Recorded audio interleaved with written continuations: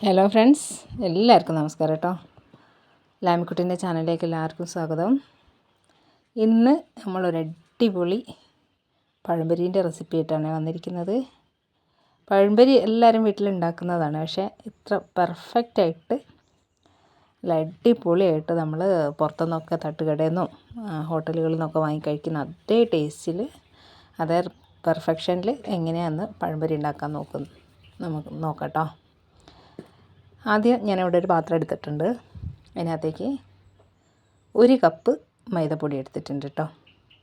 Correct കപ്പാണോ എന്നൊന്നും അറിയില്ല, ഞാൻ കപ്പിന് പകരം യൂസ് ചെയ്യുന്ന ഒരു പാത്രമാണ്.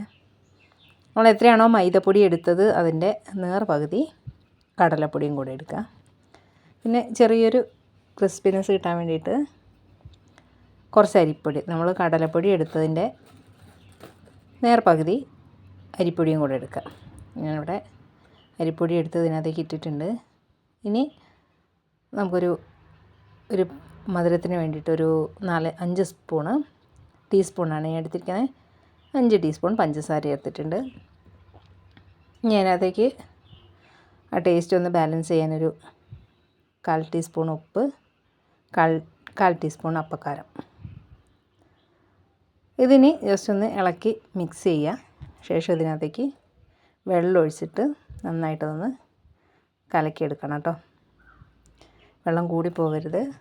വെള്ളം ഒഴിച്ചതിന് ശേഷം നന്നായിട്ടൊന്ന് ഇളക്കി മിക്സ് ചെയ്യണം. വെള്ളം ഒഴിച്ച് നമ്മൾ മിക്സ് ചെയ്യുന്ന സമയത്ത് ഇതിൻ്റെ ഈ ഒരു കൺസിസ്റ്റൻസി എന്ന് പറയുന്നത് ഈ ഒരു പരുവത്തിലിരിക്കണം കേട്ടോ. മാവ് കൂടുതൽ ലൂസായി പോയി കഴിഞ്ഞാൽ പിന്നെ ഇത് ആ പഴത്തുമ്മൽ ഒട്ടിയിരിക്കില്ല കേട്ടോ. ഇനി നമ്മൾ ഈ മിക്സ് ചെയ്ത് വെച്ച മാവ് ഒരു മണിക്കൂറൊന്ന് റെസ്റ്റ് ചെയ്യാൻ വേണ്ടി വെക്കണം. ഇപ്പോൾ ഏകദേശം 1 മണിക്കൂറായി തുടങ്ങിയിട്ടുണ്ട്. ഞാനിവിടെ പൊരിക്കാൻ വേണ്ടിയിട്ടുള്ള പഴമൊക്കെ എടുത്ത് തൊലി കളഞ്ഞ് വെച്ചിട്ടുണ്ട് കേട്ടോ. മീഡിയം സൈസിലുള്ള പഴമാണ് എടുത്തത്. ഇത് നെടുകെ മുറിക്കൊന്നും വേണ്ട, നീളത്തിൽ തന്നെ കീറിയെടുക്കണം, എന്നാലേ കാണാനൊരു ഭംഗി ഉണ്ടാവുള്ളൂ. ഞാനൊരു പഴം 3ആയിട്ട് ഇവിടെ മുറിച്ച് വെച്ചിട്ടുണ്ട്.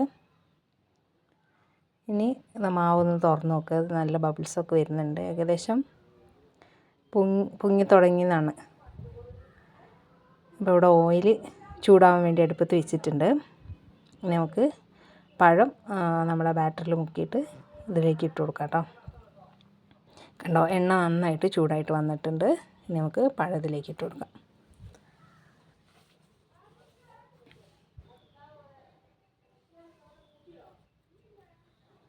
ഈ പഴം മാവിൽ മുക്കുന്ന സമയത്ത് 2 സൈഡിൽ നന്നായിട്ട് ഈ മാവിൻ്റെ കോട്ടിങ് വരാൻ വേണ്ടിയിട്ട് ശ്രദ്ധിക്കണം, എന്നാലേ പഴംപൊരി നമുക്ക് പെർഫെക്റ്റായിട്ട് കിട്ടുള്ളൂ കേട്ടോ.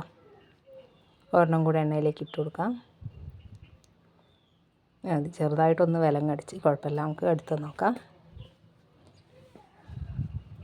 അങ്ങനെ നമ്മളെ പഴംപൊരി നല്ല അടിപൊളിയായിട്ട് ഇവിടെ വന്നിട്ടുണ്ട്. ഇനി നമുക്ക് ഒരു പാത്രത്തിലേക്ക് മാറ്റാം കേട്ടോ. ഇതാ പഴംപൊരി മുഴുവൻ ഇവിടെ ഉണ്ടാക്കി കഴിഞ്ഞിട്ടുണ്ട്. കാണുമ്പോൾ തന്നെ എന്തൊരു ഭംഗിയല്ലേ, നല്ല അടിപൊളിയായിട്ട് കിട്ടിയിട്ടുണ്ട് കേട്ടോ. ഇത് കാണുന്ന പോലെ തന്നെ അടിപൊളി ടേസ്റ്റുള്ളൊരു സംഭവമാണ്. കുട്ടികൾക്കൊക്കെ സ്കൂളിട്ട് വരുന്ന സമയത്തും അതേപോലെ വൈകുന്നേരം 4 മണിക്കൊക്കെ കഴിക്കാൻ പറ്റിയൊരു നല്ലൊരു അടിപൊളി പലഹാരമാണ്.